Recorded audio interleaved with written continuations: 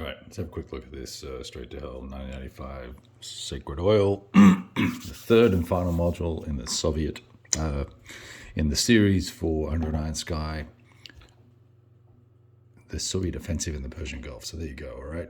Fabrizio and co. Have done another fabulous job. The cover artwork is nothing short of spectacular. I'm so impressed with it. Big sturdy box. I guess that's a 3-inch box. That's what I would tell my wife anyway. I've already got a lot of stuff out of the box. I've been having a look at it because I want to get something onto the table pretty quickly. So let's look at counters. So there are, I think, 7 counter sheets, or 8 maybe. 7 counter sheets. All your multinationals. Every despotic kingdom, tyrant that you can think of is pretty much here on this page and this page, this sheet, these 2 sheets.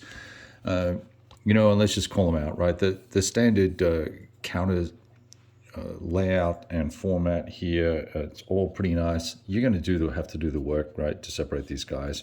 Now, if you're finicky, you're going to get your little X-Acto and cut those, or if you're like me, you're just going to bash them out and then clip them, and they work out just fine. Lots of naval units in this one for all the obvious reasons. We'll have a look at some of the maps in a sec. So then you've got your Soviet dudes.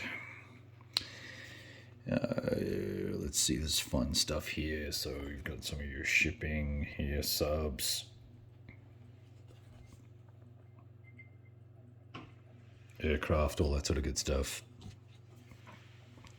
Infantry units, airborne units, more subs, destroyers. And then some of the other units that you probably weren't expecting, but there's quite a decent contingent from the UK and the French.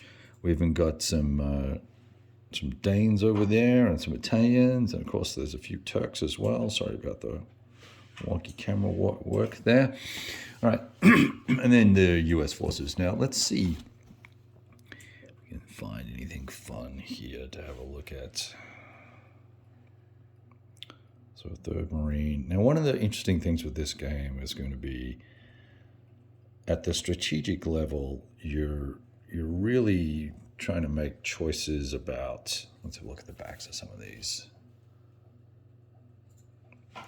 Choices about what comes in and where, and how that impacts the rest of the campaign, right? That's going on in the other sectors, and so this is all ideally linkable. Number 1 to the 2 other modules, and then number 2, if you want to, when you play the campaign, I believe there's a scenario in here that as you're making choices for what reinforcements to bring in for each side, you're going to impact the overall victory, not just the victory conditions that might occur in this particular region of the map. All right, so new chart books with all the details and terrain on them. They've been reformatted. They're on thicker paper this time, which is much nicer. They're less glossy than last time, which I like because with the lighting I use to try and be able to see stuff, to film, and also for my fading eyesight, it certainly helps that they're less glossy. And I like the thicker stock that they're being printed on, so it's super nice, one for each player. A lot of charts, right? Charts, tables, I guess we would call them, for holding units or holding tables. You've got to have your air superiority charts here. Let me just move the camera a little bit here. U.S. faction naval display, faction bases for the Soviets, Soviet faction naval display, Iraq and Iran bases. Right, so let me see if I can zoom out. I don't think I can get out much further. For some reason, the software on my camera has been updated and it won't let me zoom out much further than this, so my apologies.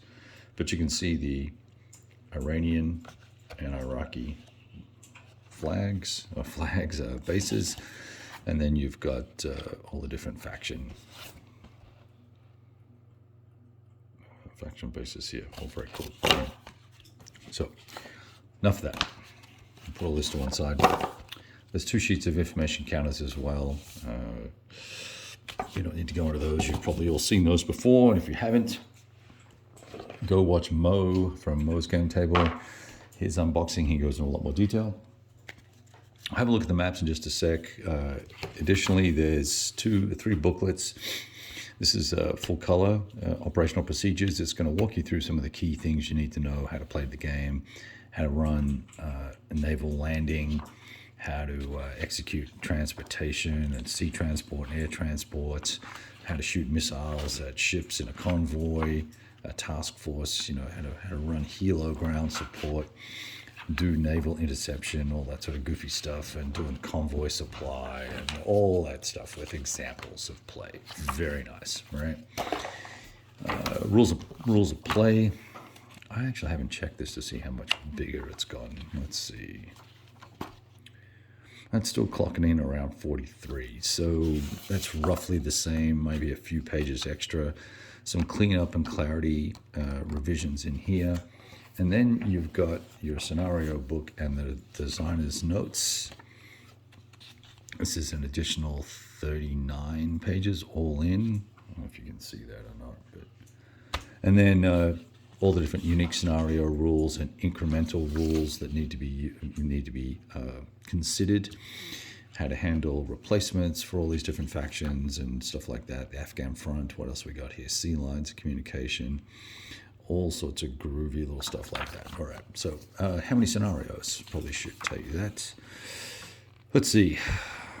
1, 2, 3, 4. 4 scenarios. 1 campaign. I believe that's right. Okay, I think that's right. Now, the big aspect of this game, more so than perhaps even Third World War's, the GDW game from Third World War with their Persian Gulf module, is the event cards. I have not done all the reading on how event cards work, so bear with me. We're going to have to learn that together, right?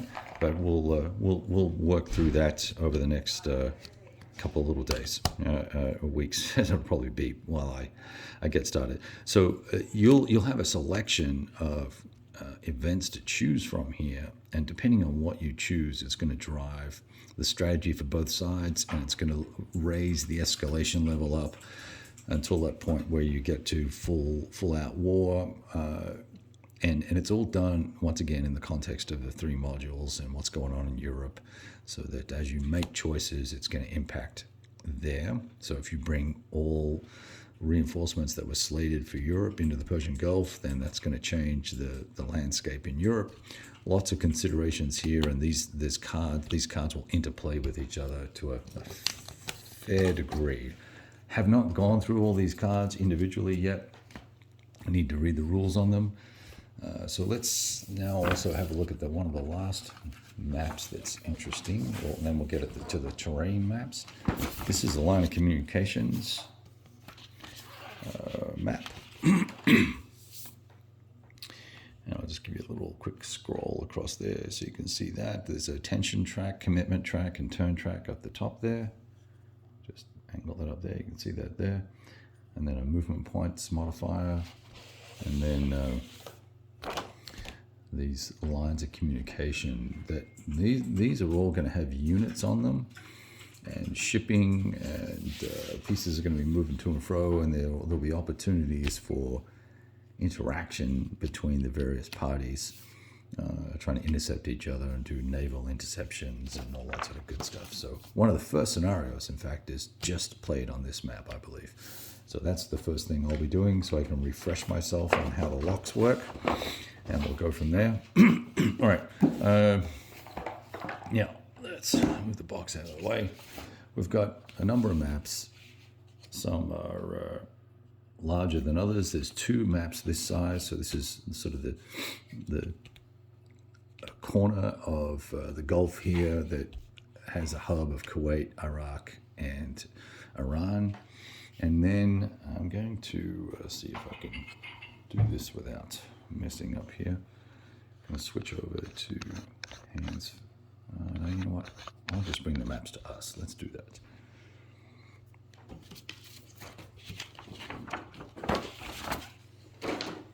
So here we have northern Iran, Iran in general, and then, or Iran in general, depending on how you want to pronounce that. It's hard to get these maps up off the, and this is a different weight of paper map too than previously. It's a lighter, better folding map, but it's still got that nice gloss finish to it that feels like it's waterproofed to me. May not be. So Iraq, we've got Fallujah. I'm looking for Fallujah, Nasiriyah down here, and a bunch of other stuff, and then the Iraqi, the Iran mountain range there. And then I'll just bring in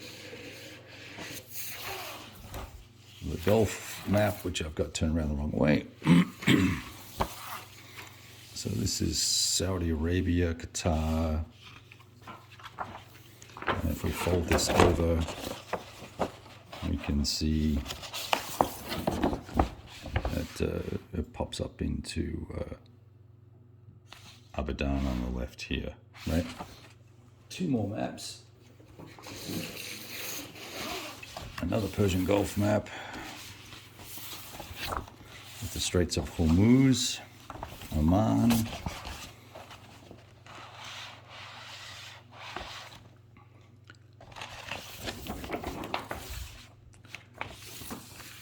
And this is the northernmost map with the Caspian Sea.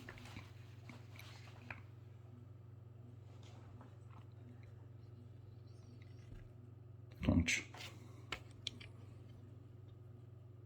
Right, all the way across there. So, you know, you'll be bringing Soviet forces in and around these areas, and these will be there. Here's Tehran here, so you'll be doing the defense of that area there as the Iranians are invaded by the Russians, right? So a huge play area. I'm actually going to struggle to get this all laid out in current room format and space arrangements. So we're going to start with this smaller scenario, which literally just uses this map here, right? We'll get that set up, get some learnings in on that, maybe get 2 plays of this done. And then what we'll do is work on a smaller scenario that is 2 maps or 3 maps versus the full thing with the campaign. That's my game plan anyway. That's what I'm hoping to get done. I've got to clip and clean up the counters first, and then we'll get started. But I thought I'd share that with you. Hope you like it. For another in-depth look, don't forget to go hit Mo's Game Table. Check out his video, Shrink Grip. His is done a lot more professionally than mine is. It is what it is, right? All right, all the best. Enjoy.